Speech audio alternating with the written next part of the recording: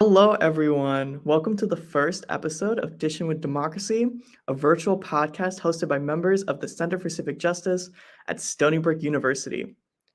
The Center for Civic Justice works to engage our campus community and have them talk about social and civic engagement issues, as well as aid and voter registration on our campus community. Our first episode today is going to be focused on voter education in our education systems, and we really want to have a fun discussion talking about voter engagement. So with that, we're going to introduce our team that was able to put this together today. Hi guys, my name is Claudia Totoro. I'm an intern here at the Center for Civic Justice. I'm a senior political science major and my pronouns are she, her, hers. Hi everyone, my name is Maria Zunio. I am also an intern here at the Center for Civic Justice. I am a junior psychology major and my pronouns are she, her, hers. Hey everyone, my name is Anastasia Petrovska, but I go by Anna, and I'm a freshman, and this is my second semester as an intern for CCJ. I'm also the lead intern for Democracy Matters, and my pronouns are she, her, hers. And hello, everyone. My name is Husbaan Sheikh. My pronouns are he, him, his, and I'm a senior majoring in political science and sociology with a minor in journalism. I'm an undergraduate coordinator with the Center for Civic Justice, and I've worked here for almost 8 semesters, so literally my whole undergraduate career. And this podcast is a personal project of my own that I've been so excited to put together. And yeah, so with that, we're going to introduce our first ever guest. So their name is Jessica Mitchell, and they've had a great experience interacting with college students. They've served as the field coordinator at Stony Brook University's School of Social Welfare, and they've taught a variety of classes regarding policy, legislative advocacy, and political social work. They've recently been awarded the SUNY Chancellor's Award for Excellence in Adjunct Teaching, and Jessica is a very experienced community organizer, fundraiser, legislative aide, and campaigner who's worked on federal, state, and local elections. So with that, I'll bring Jessica on stage. Hello, hello. Hi, it's nice to see everybody. Yeah, it's so nice that you're here, and we really appreciate it. So to get things started, we just wanted to ask you, what does being the field coordinator at the School of Social Welfare entail? And what made you want to pursue the field of education as a whole? So I never planned on being a professor. This was not in the grand plan. When I was in your seat and in undergrad, I wanted to work in politics. That's all I ever wanted to do since I was 5 years old. And I did that, but the way that I did that was a little weird. So I majored in political science and sociology when I was in undergrad. I interned on campaigns when I was in school and did all of this work. And then I ended up graduating, getting this weird job offer, but I needed it because I needed health insurance at the time. So I took it. And that's what really pushed me to go back to school for social work. And while I was in my social work program, I interned for a congressperson in his district office on Long Island. I ended up working for him for a few years afterwards, or for a year afterwards, and working on political campaigns for a couple of years afterwards. But a year after I finished my MSW, a former professor of mine asked me if I would ever consider teaching policy in the School of Social Welfare. And I just said yes. I don't know why. I don't know what possessed me to say yes. But I really enjoyed it, and I still really enjoy it. And I love teaching in the School of Social Work because there are not enough social workers engaged in political work, in community organizing, in policy formation, and running for office. And it was great doing it. And I still do when I can. I volunteer for different elected officials that I like and candidates that I like. But I really enjoy teaching because I really enjoy motivating students to go out and do that work. And I feel as though I'm making a bigger impact because I'm getting more people to do that instead of me kind of being the lone social worker doing that sort of work. So I love it. Oh, great. Thank you so much. And yeah, you bring up a great point in terms of just academics can go in any different direction. You might not be able to predict it fully, but usually it works out and you end up finding something that you're passionate about through something like that. So yeah, thank you for that response. Yeah, leave your options open. All right. And with that, with what you just told us, we can tell that you have, great experience in working with political social work. But what else could you say involved you in your civic engagement? I know you mentioned doing an internship and continuing campaign work, but what else did you do that like pushed you towards the field of it all? Yeah, so internships are great. They're a great opportunity to meet people. Obviously, just to be very blunt, it sucks working for free. But it's a great opportunity to get involved, to meet people, to sort of figure out what you like to do and what you don't like to do, especially with politics. Some people really enjoy campaigning. Some people enjoy government work. Not everybody is good at both of them. Some people excel more in one area versus the other area. So even just volunteering, though, if you don't have the time to commit to an internship, you can just go volunteer, especially during election season. It's March right now. Candidates for state and federal office in New York right now have to get a certain number of signatures to get on the ballot in November or June if they have a primary. It only happens in the month of March. For the November election, you could go intern for a couple of hours during the month, get a couple of signatures, and see if you're interested in that sort of work. Door knocking is a ton of fun. I love talking to community members. But any kind of interning, volunteering, it's just a great opportunity to get involved, to meet people, and to figure out what you're interested in doing. Excuse me, that's a really great point, because I feel that same way. I've been at Stony Brook for 3 years now, and I feel like I haven't really put myself out there until this internship. And like you said, it really is a great opportunity to like talk to people, and it has piqued my interest and things that I never thought would be of my interest back in high school. So I think that that's a really great point to bring about. Yeah, networking is so important. And I wish someone had mentioned that more when I was a student, had taught me more about how to properly network and to stay in touch with people. Because that's not you in the same way that you don't learn how to do your taxes in high school, they don't really teach you how to do that in college. And it should become a required class. But stay in touch with people after you graduate, after you finish an internship, because you never know when you're going to need them in the future, or how you could help them in the future.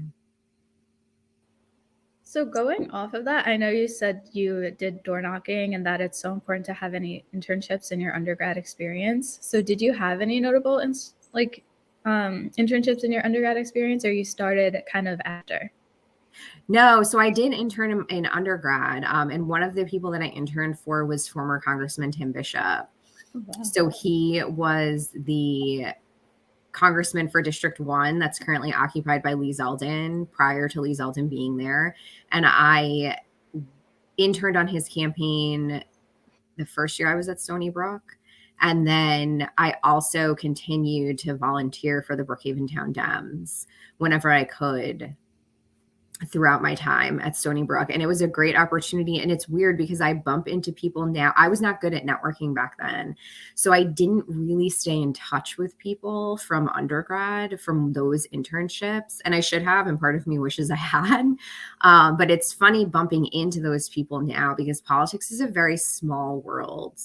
And you will bump into the same people over and over again in different roles. People grow into different things, and instead of working for an elected official, maybe they're working for a union or an advocacy organization, or maybe instead of being a legislative aide, they're someone's chief of staff. But politics is a very small world, so it's fun bumping into those people from all those years ago every once in a while. Yeah, that's awesome. I know we mentioned that Ashley referenced you to us, so it definitely is true. Like, it's so important to put yourself out there and make connections as much as you can. Yeah, and stay in touch. So I thought what you said was really interesting about politics being a small world. And that sort of led me to question, like, is that a good thing? Is that a bad thing? So with that sentiment that you had said, I sort of want you to expand and also answer this question on, with the New York State primary elections coming up this June 28th, why should students pay attention to this election? Because I had sort of connected what you said with a reason, because politics is a small world. This is why. So I just wanted to know your take on that. Yeah. So politics being a small world is a good thing, and it's a bad thing. It's a good thing because it means there's always room for people to move into that world, because they're always looking for help interns, staff, whatever the case may be.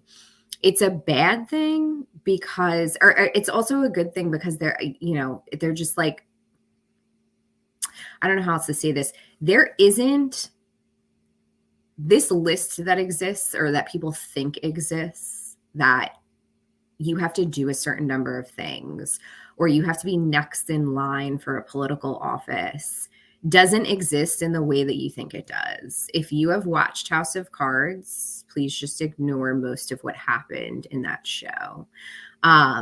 Also, simultaneously, if you have watched The West Wing, it is not as happy as that show makes it seem.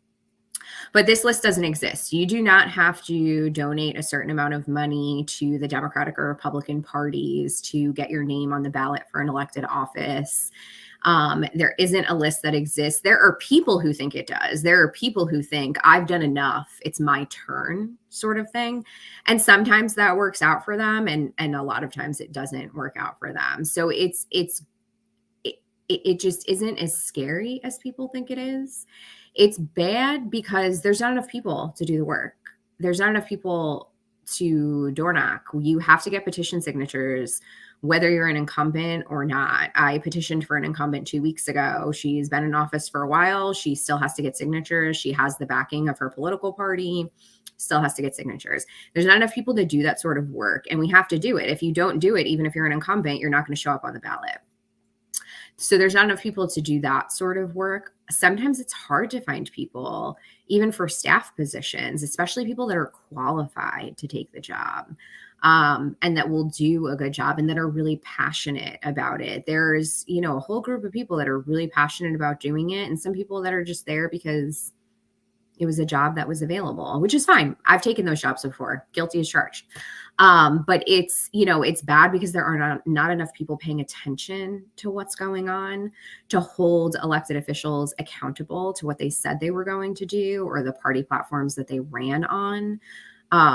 It's really important to pay attention to these primaries, especially if you come from or currently live in New York City.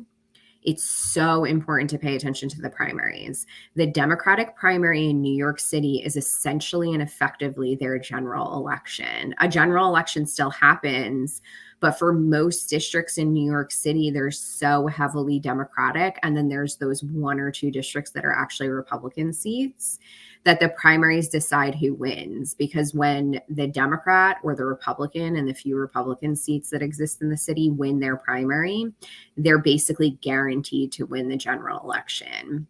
On Long Island, it doesn't necessarily work that way. We are much more mixed here. It's much more even when it comes to party registration and affiliation. But it's still important because whoever wins that primary in June is going to be the candidate for either the Democratic or Republican Party in November. It seems unimportant because it's a party primary, but it decides who the candidate is. It decides who is actually going to run for that seat. They don't actually win that seat until November, even if you live in New York City. But every election is important. It's not just the primaries, it's the general election. Even if you live in New York City, you should still show up and vote. I know that the party registration is very skewed in New York City, but you should still show up and vote. And it's everything else too. This year, 2022, people are paying attention. A Democrat won the presidency in 2020. So now it's that game of, are they going to lose seats? Are they going to win seats? What's going to happen? It's a midterm. Control of Congress is up for grabs. People care and they pay attention. Our statewide offices are also up for grabs. The governor's race, comptroller, attorney general, and our entire state legislature. I very much care about all of this, and I always vote in every election. But what I'm more concerned about is there are school board races the 3rd Tuesday in May that people are not going to pay attention to. There's library board races that are either happening in April or May, depending on where you live on Long Island. Library and school board don't exist in New York City. They're different. They're appointed positions. They're not elected. And 2023, it's city council. It's the county legislative seats, county executive in Suffolk County. Steve Ballone cannot run again because there are term limits in Suffolk County. And it's those races that I care even more about. I care about all of it, but people are paying attention this year. People are not going to be paying attention next year. And that's what concerns me more than anything else, because when people don't pay attention, you can get away with whatever you want to get away with. All you need is your small core base of groupies, as I like to call them, to show up to vote for you. And that's it. The people that are going to love you no matter what. But it's those elections that I particularly care about because other people are not paying attention to them. Thank you. I found a lot of what you said interesting, especially how you stress this political efficacy. And I also like that you touched upon the misconception of perception within students and elections. And I also liked how you presented it with politics being such a small world as a double-edged sword. So thank you.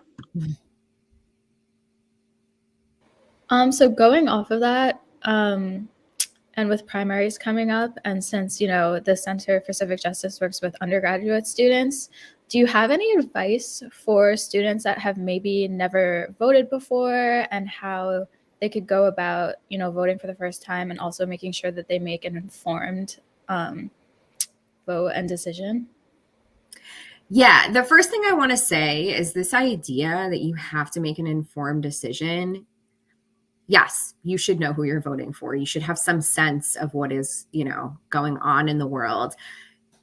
There's two parts to this, though. You are never going to agree with someone 100% of the time except yourself.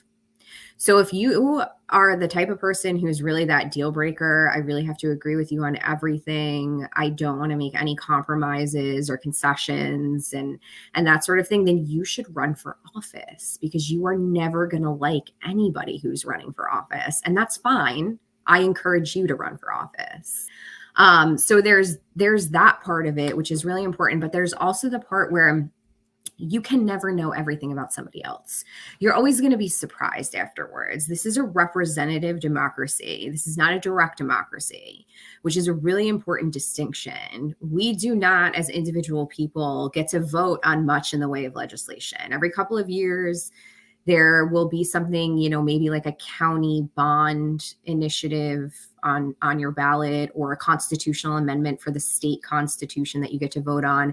But this is a representative democracy. So at some point, this idea that it's the lesser of two evils, you really just have to suck it up and make a decision, or do it yourself, because we don't live in a direct democracy. You're not going to be able to vote on it. Our society is entirely too complex for that. But we also don't live in a dictatorship, which is really important. You are never going to get someone who gets to decide and do everything. Compromise is a part of democracy. And I think that that's a point that people are beginning to forget. I'm not saying compromise on basic human rights and things like that, but you have to really learn to compromise just on understanding that you're never going to agree with a candidate 100% of the time. As far as actually voting, it really isn't that scary. I know it's so hard to do new things, and people freak out because they think that they're going to do something wrong or make a bad decision and whatever it is, that it's nerve-wracking just walking into a polling place and admitting that you've never done it before. I'm not going to guarantee you that every poll worker is a compassionate human being, but for the most part, they actually are really nice. If this was a couple of years ago, I would tell you that you more than likely would walk into a room and just have, behind a bunch of desks, a couple of little old ladies who I miss seeing, but a lot of those people are retired during COVID. And because that was the time we switched over to the iPad sign-in, and the technology was just a lot for people to deal with. Now what you're seeing actually is a lot of young people working at the polls, and any one of you can do it as well. If you wanted to, they pay you for the day. The pay is not terrible. It's a couple $100 for the day, and you can go work the polls, but it really isn't that nerve-wracking. Just walk in and cop to the fact that you've never done it before. Just tell somebody, if you're a nervous person, if you have social anxiety, or if you just get nervous doing new things, just walk in and tell them you've never done it before. You need someone to walk you through the whole process, and it's totally fine. Someone will sit there and walk you through the whole process, and they will show you how to do it. It's actually really easy now, though, because it's just a piece of paper and you fill in bubbles and you stick it in a machine, and you just make sure you stick it in whatever machine they tell you to, because sometimes you can't you can't just like put it anywhere. And I also encourage everybody to bring a kid. If you have a kid or a niece or a nephew or a younger brother or sister, bring someone with you so that you are teaching them how to do it from a young age so that they are not anxious about doing this when they get older. My mom used to take me to vote when I was a kid, when you would have to push the little things down and the curtain and it was fun. It was more fun to me than voting on paper. I really liked it. And now I bring my nephew with me every time I go vote. He just missed the COVID year, but he was 2, so I don't think he'll remember. But I bring him with me every year to vote, so you can help alleviate like that anxiety for someone else. As far as getting information, you know, we can dig and we can look everywhere. Go to the candidate's website.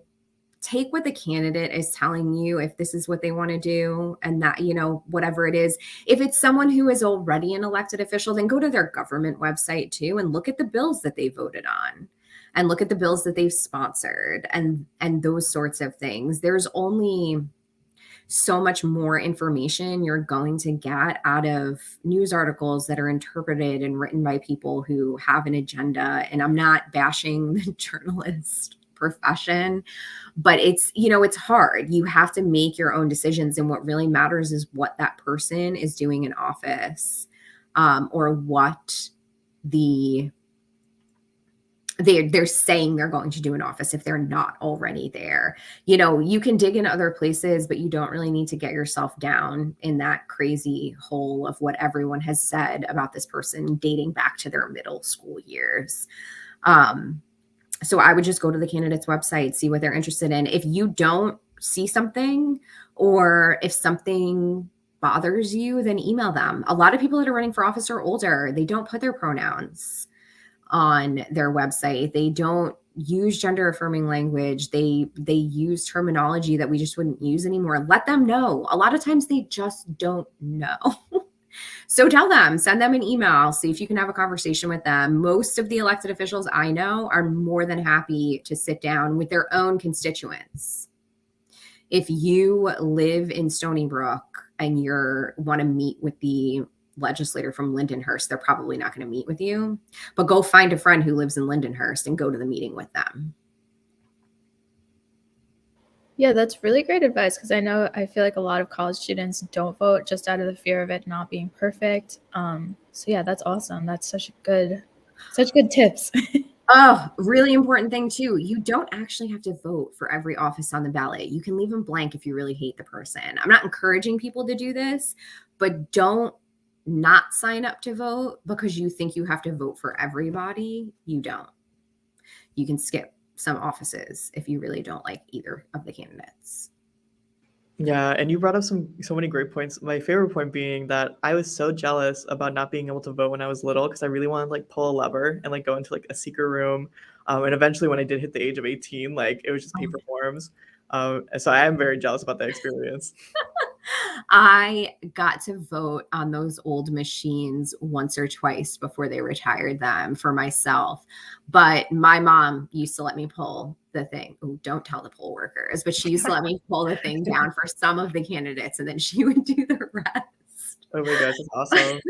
Yes, I was very determined to vote in a presidential election, made my mom pinky promise not to go vote without me because I had to go to school that day and all this stuff. And then we get there and the poll workers like, she's too old. She can't go in with you anymore. And my mom's like, what? And the poll workers, once they hit 12, they can't go in with you anymore because they can influence your decision. My mom starts laughing. She's like, first of all, she's not going to influence my decision. And second of all, she's 9. So they let me in. Yeah, that's so funny. Oh my gosh. I wonder when they took away the lever in favor of the paper ballots, probably like relatively recently.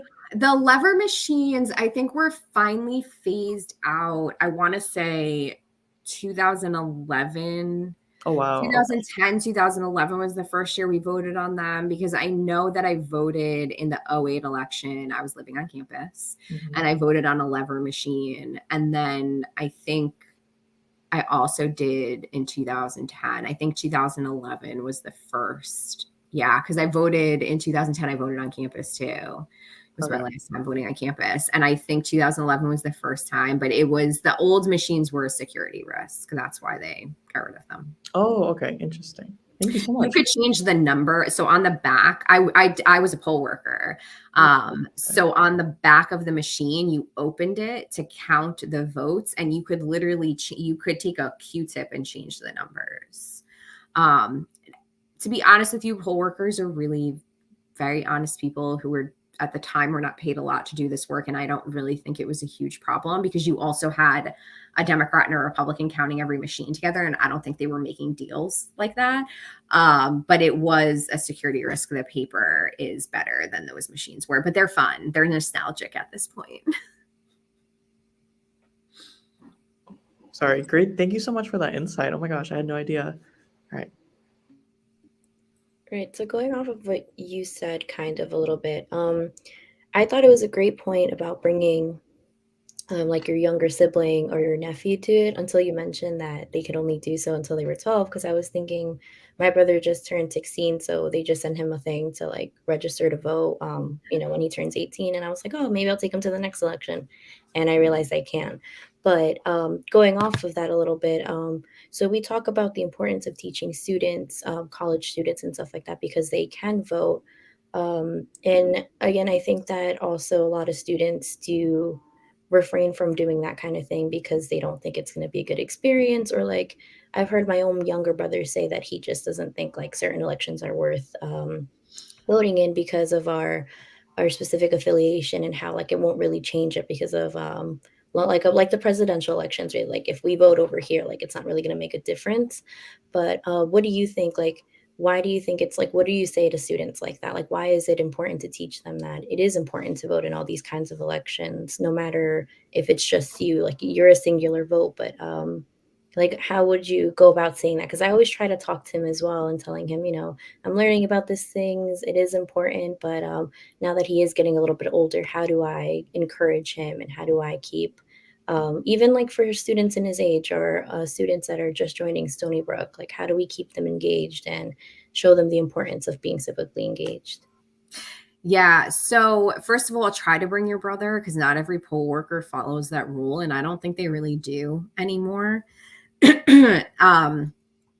the end of the day, the reason why they don't want people going in with you is because they don't want your vote to be influenced. So if you can convince them that it won't be, they'll usually let the person go in with you. As my mom convinced the poll worker to let me go in. So there is a lot to this. So first of all, yes, it is very unlikely that one single vote is going to change a presidential election. We live in New York, in the same way that it would be almost impossible for the state of New York to vote Republican in a presidential election. People in Texas feel the same way about the state voting Democratic in a presidential election. It's just the way the states flow and who lives there. The presidential election is not the only thing on the ballot. There are House seats in presidential years in New York. There are state assembly and Senate seats. There are judgeships, because we elect judges in New York. And sometimes there's special elections. Sometimes you may find like a county legislator on there, or a town council person if there's a need for a special election. So it's more than just the presidential election. Is your vote going to affect a presidential election? Probably not, especially not in New York, especially if you're a Republican in New York. That doesn't mean that you shouldn't be voting, because you don't know the breakdown of all of those other elections or how close it could be. Especially with House seats. The House seat that I live in probably won't be anymore after redistricting, but has been a pretty 50-50 district. So the congressperson is a Democrat and has been a Democrat for a little while, but it's a pretty 50-50 district. And he came, pretty close to not succeeding during his 2020 election. So showing up in that election might matter. I have a screenshot on my phone, again, going back to these off-year elections. So these the odd year elections, the town council, the county legislature, all of those different elections. I have a screenshot on my phone from 2015. The night of the election, Sarah Anker, who is a county legislator who is a little east of where Stony Brook is. She doesn't represent Stony Brook. She's a little east of where Stony Brook is. At the end of the election night, when all of the votes from the machines had been counted, there was no early voting in 2015. she was winning by 1 vote. She ended up winning that race after the absentee ballots were counted by about 250 votes, but she won on election night by 1 vote. I screenshotted it and sent it to every person I knew saying, please remind me again how your vote doesn't matter. The 2017 Glen Cove mayor's race, after election night and all of the absentee ballots were counted, Mayor Tenke won the entire election by 3 votes. By 3 votes. There's a village near me that I don't live in that one of the mayors a couple of years ago won his election by 1 vote. So you don't know what's going to happen, and you don't know how election night is going to wash out until it's actually over. So you have to show up. If every single person who thinks like you decides not to show up,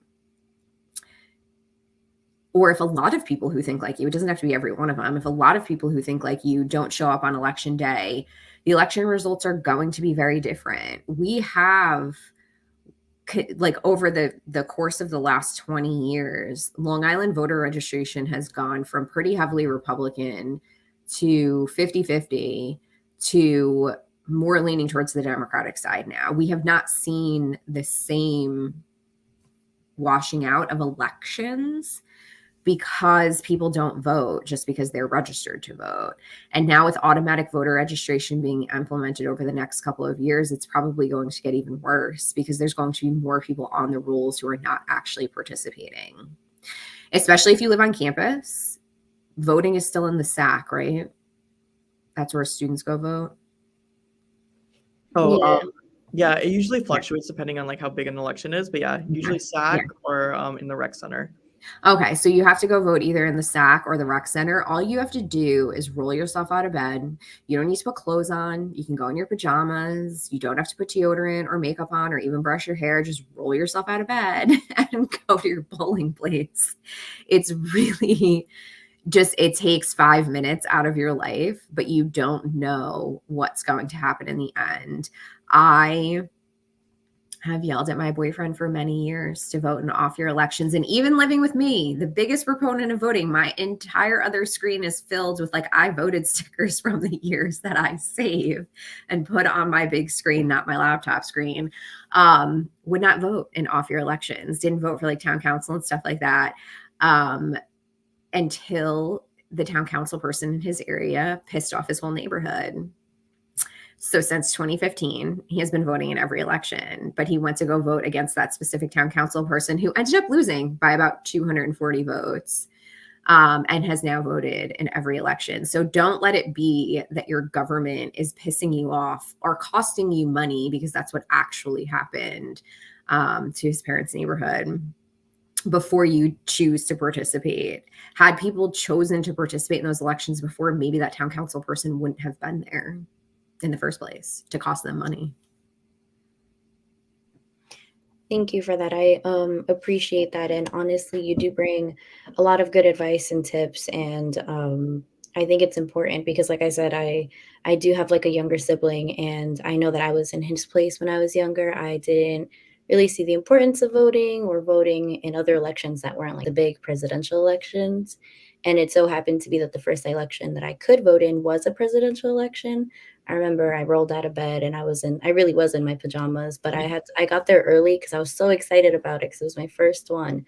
And I had to wait forever because there were so many people, because it was like the biggest election. I think it was, I don't remember what year it is, but again, thank you for all of that, because I think I can share this with like my younger brother. And even if it's one person, I feel like it does bring about a bigger conversation. And just talking to him, he might be able to tell his friends, like when he gets to that age that, it's not just, they have like that misconception, that like, oh, it's not an important election, or, oh, it's just a singular vote. But I think you do bring about an important point that we should all be voting, and that it really doesn't take too much time, and that even a couple votes might be the bigger difference. Maybe it's not one singular vote, but a couple votes could be. So thank you for that. And then, so going off that, I know you kind of answered this a little bit already, but since Stony Brook is such a huge commuter school and school that has international students and students from all over the country, do do you think it's important that they participate in like the Stony Brook local elections and kind of know what's going on in Stony Brook, since they do live here for 4 years throughout their undergraduate career? Yeah, so it really that's an individual decision in terms of where you actually want to vote. So as a Stony Brook student, you can vote on campus if you want to, or you can continue voting at home. And that really has to be an individual decision of, are you invested in the politics of where you come from? Even if it's just upstate, you know, even if it's not too far from New York City, are you more invested long-term in the government and politics of New York City, of upstate New York, or if you're coming from a different state? So where you actually vote, you really have to figure it out for yourself. If you ever want to run for office one day, or if you're thinking about it and you're from New Jersey, maybe it's better to just leave your voter registration in New Jersey if you're going to move back there, because they're kept, you know, at a state level. Actually, in New York, they're kept at a county level. So maybe it would be better if you're really thinking in the future, you want to run for office and you're not from here, to just vote by absentee ballot, but make sure that you actually do that. Make sure you ask for it early enough that you get it and can send it back in time. As far as being actively involved, there is, you know, if you're a political science major and you're from out of state or New York City or upstate, there's no reason why you can't be involved in the politics of, you know, Brookhaven, of Suffolk County, of whatever it is that you're interested that's on campus. And you should. Any political experience is good political experience, because you're just getting the experience. It's going to be different faces where you're from, whether it's, you know, the city or a different state, it's going to be different faces, but it's still experience, and it's good to learn from an array of different people. But again, if you're, you know, the voting thing, you really have to make that choice for yourself and figure out exactly where you want to, and if you want to ask for an absentee ballot. But it's important to remember that if you vote on campus, I voted on campus when I lived there, you know, it was convenient for me to do that.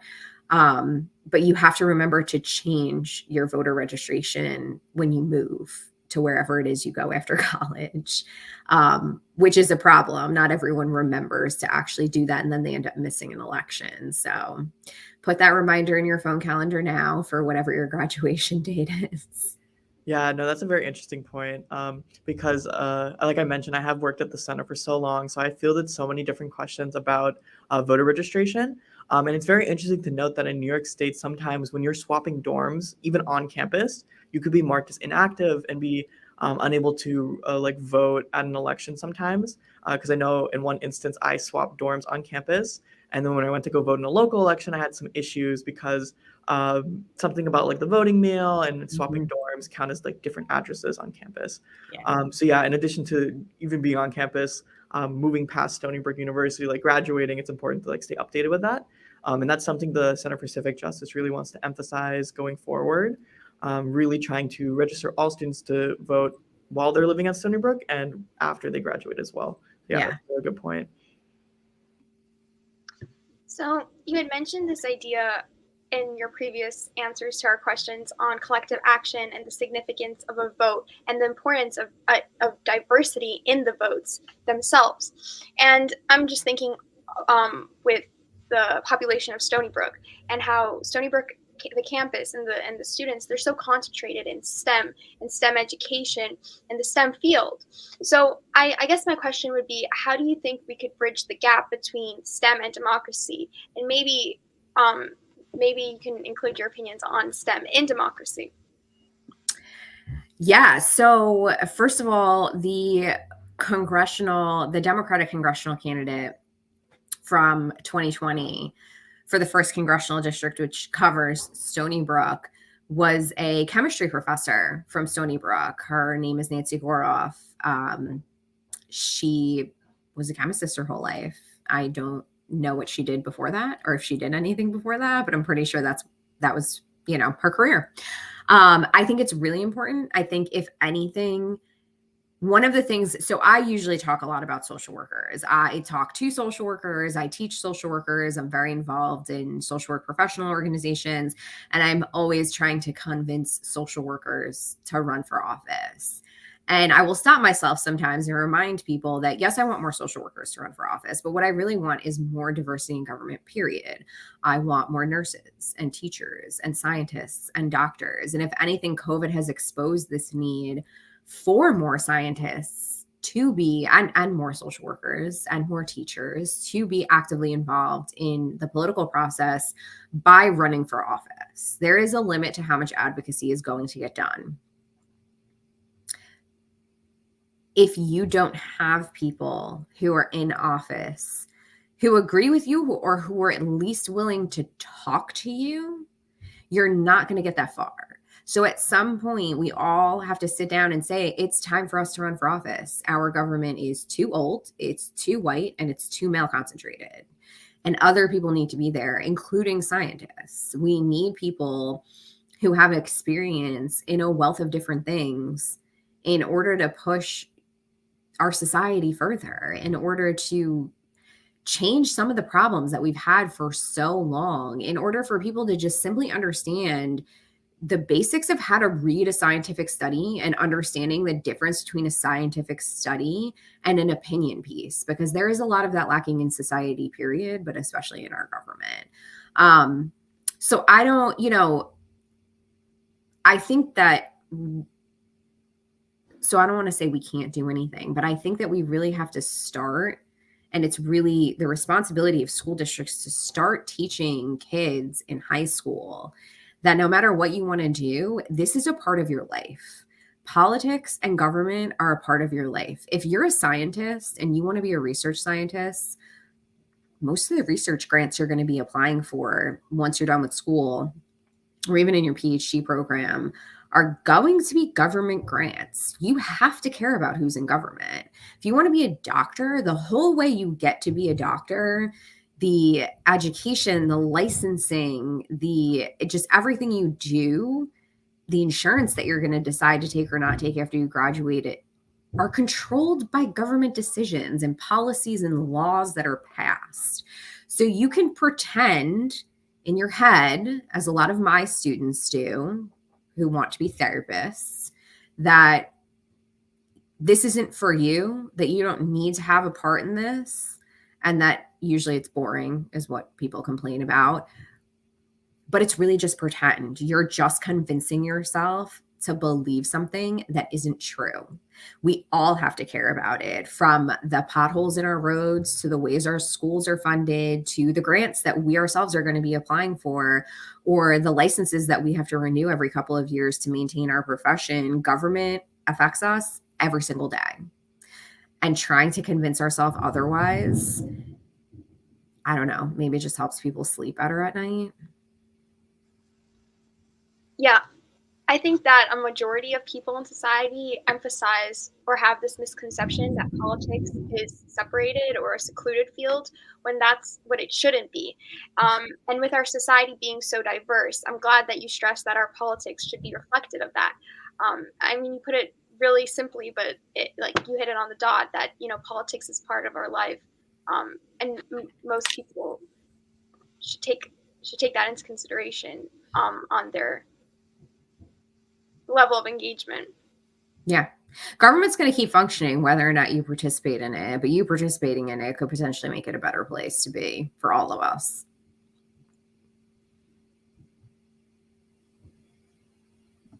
Right. So going in a different direction of what you're saying. So what you said, I thought it was really great. It's quite simple what you said, but I think that we should be involving everybody in the conversation and involving everyone in government. And that way maybe things would be a little bit more fair overall. Some of the things that we do at the Center for Civic Justice are things like that, try to educate our students on those kinds of conversations. And we try to talk about all the things that we can, and we involve all kinds of people into these conversations. Like one of the events that we do is a community dialogue, and there's different types of topics that we've talked about in the past. And we see students from every type of major and professors and just other people that work within the Stony Brook University just come and have a conversation about things that we don't even realize affect us all, even though, I'm a psych major and you're an engineering major and, you're a chem professor. We all have something to say about things like that. And I think it is important. And so, going off of what I'm saying, we're actually doing another community dialogue on April 13th, and it's going to be on political misinformation and social media. I guess, like, with the growing social media now, especially through the pandemic, like, we've all been super concentrating and using social media, which can be a good thing and can also be a bad thing.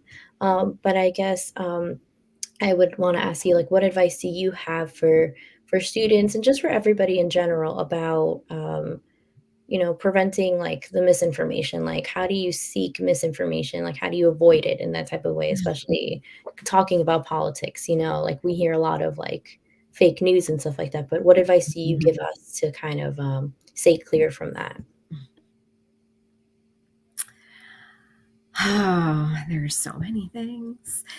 Don't use social media as a place to get your news. I know that this is a wild concept, but unless you are going to use Facebook and you're going to follow real news organizations, and then you can open the article to read the whole thing, I really recommend, or maybe Twitter, because real news organizations can link the full article. I really recommend avoiding it, especially when it comes to Instagram, because all you're getting is a picture with a headline. You're not getting any further information. And most people are not then clicking on that, whatever it is, CNN, Fox News, and then clicking on the link tree to actually dig through and find the full article.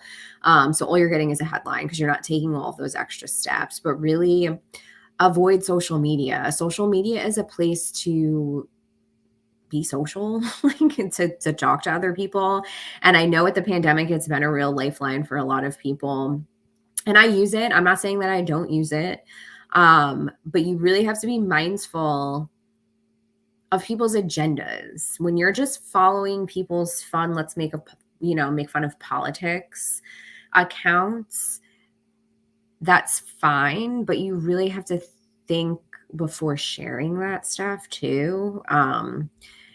And before believing it is really important. I don't know, just avoid social media when it comes to news, and understanding that like it's great. Like, I post stuff all the time about reminding people to vote and stuff like that, but people aren't reading things when they're scrolling through your stories. They're looking for pictures, they're looking for videos. They're not really reading your reminders to go vote. So don't do that and think that it's enough. You have to text that person and call them, and it's not enough to actually usually like create collective action around voting. It usually is good for creating collective action around, mass tragedies, like the murder of George Floyd. And a lot of people would go to social media to find out where protests were. But a serious, tragedy, a murder, is very different than just a regular run-of-the-mill election day sort of thing. So I would just, I don't know. A lot of the stuff that gets on there and the way that it gets twisted is really just dangerous. And I don't really have a great answer for how to combat this stuff or how to get away from it, because you're going to be on there. I see this stuff all the time. It's really hard, but try to go to news organizations. And remember too that when you're watching, CNN or Fox News or MSNBC or whatever, and you're watching from like 8 usually to 11 or 12 o'clock at night, that's not actually the news. It's like a classier talk show is a good way to describe it. It's commentary. It's political commentary. That's not news. And people talk about whatever they want to talk about, and they'll get the Republican Democratic governor from Y state to come on and make comments about, something that Joe Biden said, or something that, some random high profile senator or representative said. That's not news. It's commentary. You are learning about people's opinions. You are learning about people's opinions who call themselves experts. But what really makes them an expert? Does being the former governor from 40 years ago from Iowa, really make you an expert on, whatever policy issue they're bringing you on to talk about, especially as it relates to like Ukraine and Russia invading them. Is that really, do you really care what the former Montana governor thinks about that? That's not news, it's commentary. And keeping that in mind, because people think it's the news, is really important, and it shapes the way that you watch those sorts of programs. Thank you for that.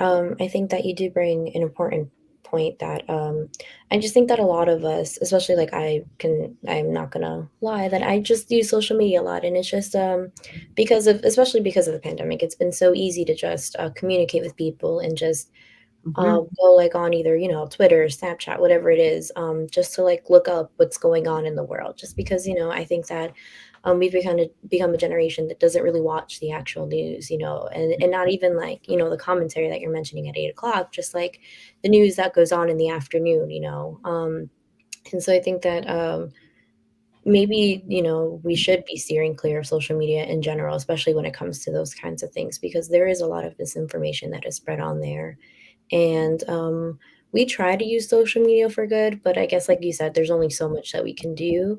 I know that, like, for us, like our team, we try to post, like, reminders to vote. We post like reminders of like the events that we have to help like educate you on how to vote and stuff like that. But I think, like you said, there's no really way to filter out, the good information and the misinformation, and maybe it's just better to stay off of it a little bit. But again, like you said, it's a little bit hard, but I appreciate you bringing that point that maybe we should just stay clear of it in general, at least during like elections and stuff like that, and maybe just get our information on a better source that isn't social media. I don't think anybody's going to like completely stay off of it, but just really being mindful of what's on there, who's on there, and who you're looking at. Social media tends to really be, an echo chamber also. You're really just listening to the opinions of your friends who usually think a lot like you. So, but I don't know, just be careful. Yeah. Oh my gosh. Thank you so much for that response. And I just want to say something really quick. You're so knowledgeable on so many different topics, and you're just like saying all this information off the top of your head. I hope I could like reach your like level of knowledge one day. Oh my gosh. So impressive. Like, I've been doing this a really long time. You'll get there. Don't worry. Oh my gosh. You pull out statistics so easily. And I just think that's so good. And I wish that we could do our part engaging the social networks that we have access to, spreading like civic engagement and like political knowledge. Oh yeah, one thing important to know is that my team is responsible for like our social media engagements this semester. So we really do want to put out more information about like upcoming elections and such. So yeah, this will be like our final question before we start to wrap up and to have like a nice conclusion. So I guess I want to ask, what do you think are the most effective social media engagements for discussing politics and upcoming elections? So obviously, okay, so I'm just going to be completely honest with you. I have Facebook and Instagram and Twitter. I don't use TikTok or Snapchat at all. But I do know that posting things that are either pictures of a person, maybe with some words on it, or videos usually get the most engagement. So maybe doing more, even just mini interviews with people and having conversations. What's great too is asking students, if you just randomly go around campus with a phone, maybe a tripod, and asking students if they do and why they want to participate in elections, and those sorts of things, those active where people can listen if they want to, but always subtitling stuff for those of us that don't like to actually listen. I prefer to read because I'm old, and my mom, having that sort of stuff. And, even, sometimes like creating interesting, GIFs or pictures and stuff like that, but they usually don't get too far.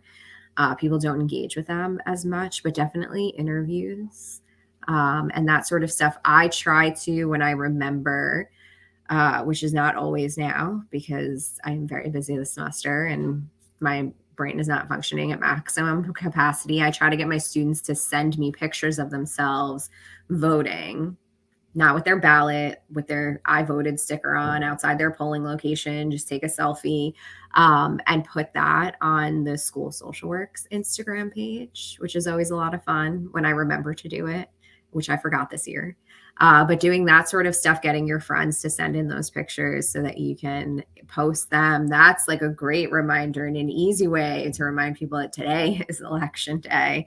And it's a lot of fun. I've gotten some really cool pictures for my students with them, with their elderly grandparents or their kids and their nephews going to vote or outside the polling location. No one should take a picture of their own ballot. Don't encourage people to do that or ask them to send it to you. It's impolite. Not that I am the person to ask about manners, but that is the one thing I don't do. Oh my gosh, thank you so much. We're definitely going to steal your tips and tricks for social media as we continue to create posts for the rest of the semester. But yeah, so I just want to really thank you so much. I'm going to have a little break so our interns can give their thoughts about this experience. I really want to thank you for being our first guest on this podcast.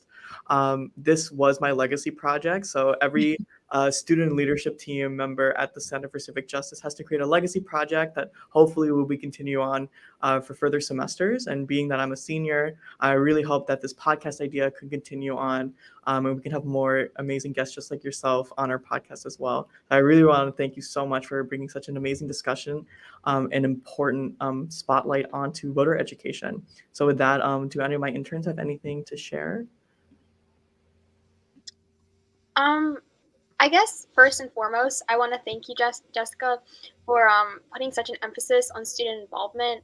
I want to mention that I am the head intern of the community organization Democracy Matters here at Stony Brook and at the Center for Civic Justice, where we independently aim to be proactive rather than reactive on all these situations and scenarios that we've discussed today in this podcast.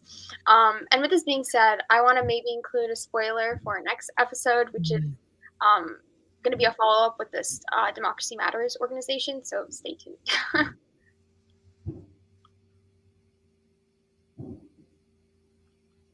Okay, so I guess I'll say something as well.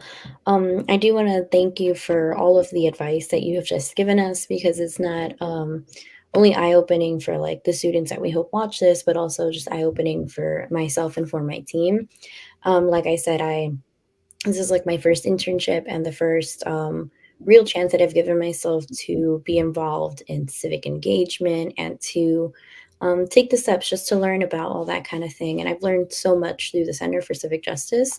And I think that I am grateful for the conversation that we had with you today, because it continues to be eye-opening and it continues to be a great experience. And I do appreciate the tips that you just gave us for like a social media engagement, because that we can do like as the semester continues on, and hopefully if I continue on in the internship, like for next semester when I'm a senior, I'll be able to also like give those tips to like the next team that we have, or just in general for the center, to have those kinds of engagements. I think it's really, it would be like a fun thing to do, to just go up to students and ask them why they vote, or ask them questions like that and post it on like our Instagram. That way it becomes more of an interactive and personal thing rather than us just posting like information and, you know, just like having posts like, oh, vote on this day, do this and stuff like that. So thank you so much for all the advice that you've given us and for everything that you said. I appreciate it. And I've taken it as a learning experience. You really do have a lot of knowledge on all this kind of thing. And like Husbaan said, I can only hope to like reach that level of knowledge one day and be able to have like such intelligent conversations like you are having. You will. You all will, I promise. Yeah, so just to go off of that, I wanted to thank you again. We were discussing, different podcast topics, and I'm definitely glad that we chose one just to kind of inform students. So it is so important for students to understand, the basics of where to vote, how to vote. Even if you're not fully informed, you still can. So that was just really awesome. You had such great tips for students. And yeah, especially someone like myself, a senior graduating, I'm definitely going to try and take your word and spread it around to people who are graduating and entering, like real life, and hopefully, educate people on how to vote. So yeah, you definitely gave awesome tips today. I appreciate it so much. Yeah, and with that, we really want to emphasize follow the Center for Civic Justice at Civic Justice SBU on Instagram. That's where we're going to be uploading this podcast in addition to our YouTube channel, which is just the Center for Civic Justice. And I also want to draw attention to the fact that Jessica herself has a podcast. So maybe if you want to talk about that briefly before we close today. Sure. Yeah. So a social work student and I started a podcast last semester as his second year MSW intern project. Not a project, it's his internship, and it is a lot of work for him mostly and partially for me. So it's called Social Action Briefing Podcast. And we are on Instagram and Twitter at SAB_podcast. Like I said before, I am also on those 3 platforms. You can feel free to find me. I don't post anything on social media that I wouldn't show to my grandmother. That's my role. Oh my gosh. Thank you so much, Jessica. You were so wonderful to talk to. And make sure everyone check out their podcast as well. And hope everyone has a great day. Thank you guys so much for putting this together and speaking to us, Jessica, as well. Hope everyone has a good day. Bye-bye. Take care. Bye. It was so nice to meet all of you. Nice to meet you as well. Bye-bye.